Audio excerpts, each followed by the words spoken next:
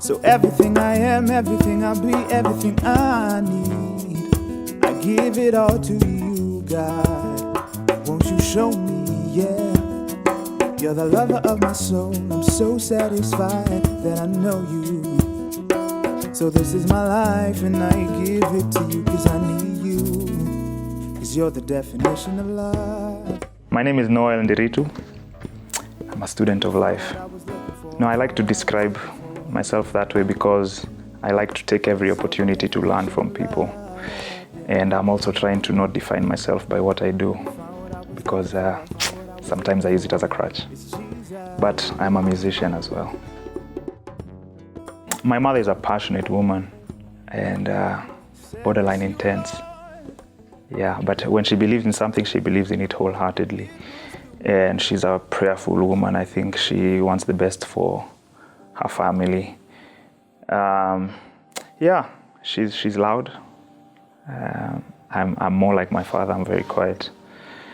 My mother, yeah, I just think compassion when I think my mom. Like, she just wants the best. Even when I told them I want to be a musician and they had never had me play or sing, it was crazy, but she was like, you know what, if you can prove that this is the path, yeah, I'll support you. Like, she's that woman. So yeah, she's an amazing woman.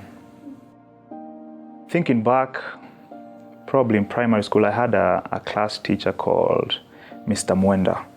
Mr. Mwenda had a guitar at the back of his class. I was in a boarding school, and I forced him to teach me a song on that guitar. And I probably played it for a year because I didn't know any other song. I think that was the spark, because I didn't do music again until after high school. But thinking back, I think that was the spark that kind of gave me an idea that music was in me.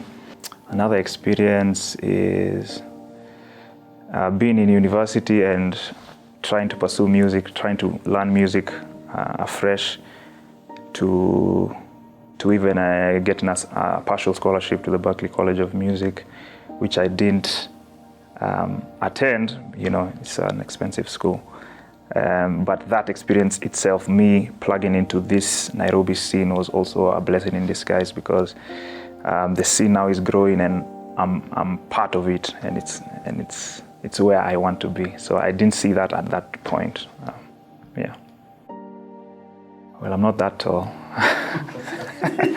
Not that dark either. My mother tells me I'm handsome, so I'll believe that. I think the life of an artist is especially in a Kenyan artist, it's one of legitimizing yourself. I feel like the battle I face is telling people what I do is legitimate. As much as people may see it as glamorous, half the questions I get are filled with either ignorance or just plain insulting. Like, what do you do all day?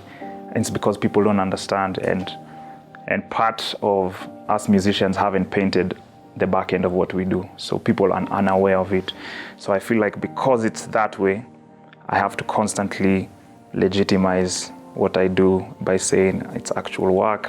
This is why I'm charging you, because I've been doing this for 10 years, and when it looks like I'm just having fun, it's been painstaking hours of practicing so that I don't have to look down at my guitar when I'm singing.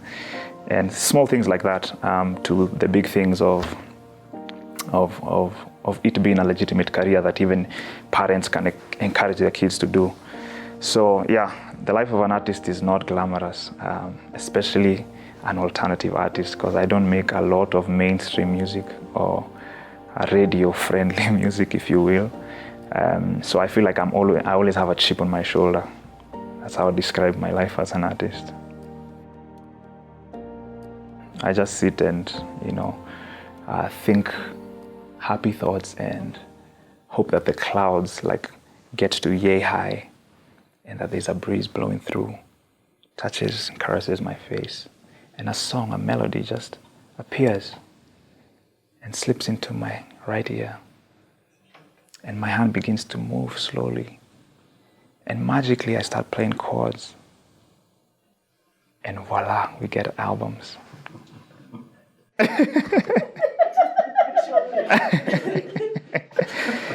As you can tell, it's not a question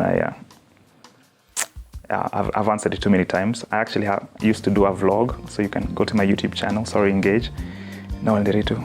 Hopefully you'll edit it here and watch my vlog and see what I do all day. I'm slowing down, I got a problem, and this one nobody can solve it. And I've got hit, I can't walk straight. It's not a bruise, it's not a grace. And I need a shoulder, someone to carry me over. He carries me through everything. The pain, the struggle, the highs and winds. He's faithful forever till the end. He carries me through every. I can say I don't think I'm prepped for marriage life. I don't think I'll ever be prepped. I've been, so many people have sat me down, given me ideals, but I don't think I have really set expectations. I think the only expectation I have because of my dating period is constant communication, because my fiancé is very different from me, like very different. But we complement each other in a good way. But sometimes, because we are so different, we don't communicate why I process things this way and why I'm asking you to do this and vice versa. So it kind of brings conflict a lot. But when we talk through them, I get to know why she's doing what she does, why that little thing bugs her the way it bugs her, and it's not a big deal for me. So I think my only expectation going into marriage would be that we constantly communicate what we are processing and why we are doing things the way we are doing things. Yeah, then the rest we just grow together. Like, I don't think there's a manual or an SI unit of how marriage, a relationships should be, but love and God as the center, and then we just grow together and see where it takes us. Failing, yeah. I think I hate feeling helpless or feeling like I tried and it didn't work. Ugh, that's scary, man. Or uncertainty, like not having a sense of where things are going, or knowing like, in 20 years I'm going to be this and I'll have achieved A, B, C, D. Sometimes the uncertainty is kind of scary. And so even as I spoke about faith earlier, that's the battle I have, because faith tells me, just be sure of the things you're hoping for.